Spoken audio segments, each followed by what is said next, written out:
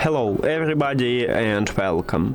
In this video I'm going to show you how to disconnect your earbuds VIVO TWS 3 from your Android device.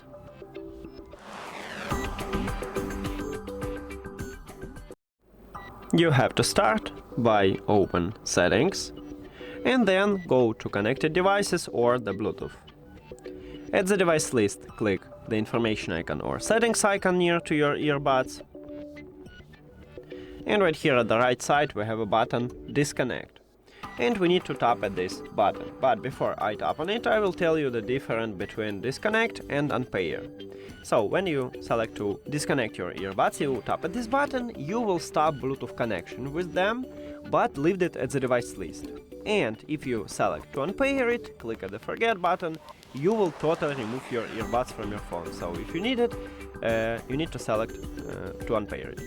Now let me disconnect, and as you can see, I just stopped Bluetooth connection with them, but still have it at the device list, and I can easily reconnect them by just tap on them. That's it! Thank you for watching this video. If you found it helpful, please consider subscribing to the channel and leave the like on the video. See you later!